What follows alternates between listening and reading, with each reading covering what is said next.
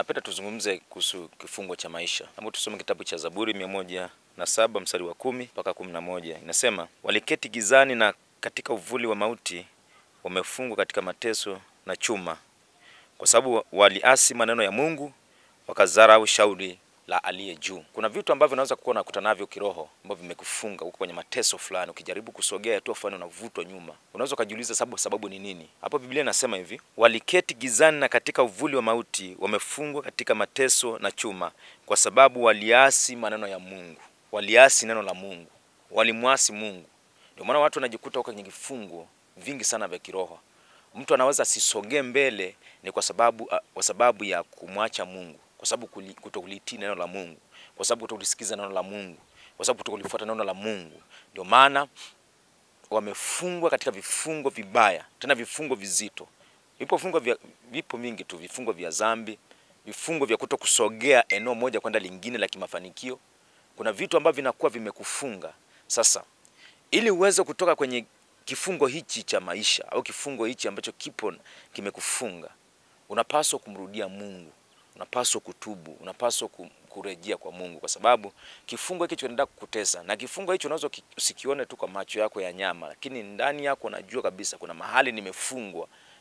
Unasema unaenda vizuri, lakini wewe ndani yako unajua kabisa kuna vitu haviko vizuri, kwa sababu ulilikataa shauri la Mungu, ulilikataa neno la Mungu, ulikataa mashauri ya Mungu, ulikataa mafundisho ya Mungu, ulikataa maelekezo ya Mungu. Ndio maana unakutana vifungo fulani vimekufunga.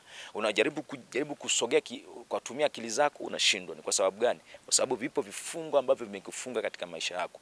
Ili uwe salama na ili utoke kwenye hicho kifungo, unapaswa kurudi kwa Mungu. Unapaswa kurudi kwa Yesu, akusaidie, akusamehe yale makosa yako ama dhambi zako zile ambazo ulikuwa umemkosea. Yale mambo ambayo umeenda kinyume na yeye, unapaswa kurudi kwake ili akusaidie kutoka kwenye hicho kifungo. Na hicho kifungo uweze kutoka, kwa sababu shetani anatumia silaha ile ile ya kwamba kutokutii maneno ya Mungu na kumwacha Mungu pembeni. Anatumia nafasi hiyo kukutesa.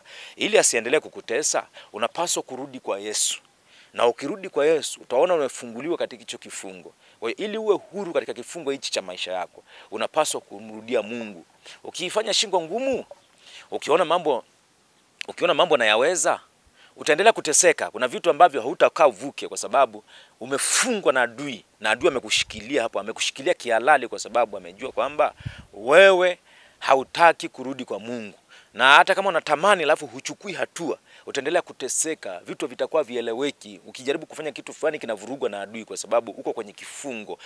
Umefungiwa mahali ambapo huwezi kuwa na uhuru wa kufanya vitu vizuri vya kimaisha yako. Hata maendeleo yako ya kawaida tu, maendeleo ya kiuchumi, mafanikio yako vizuri tu, utakufanya jambo fulani vizuri, unashindwa kwa sababu uko kwenye kifungo. Unaendeshwa na adui. Hela zako unapata, lakini unashangaa zinasambaa kwenye vitu visivyofaa, kwa sababu uko ndani ya kifungo. Lakini mtu ambaye yuko huru ana uhuru wa kufanya vitu ambavyo anaviamua yeye.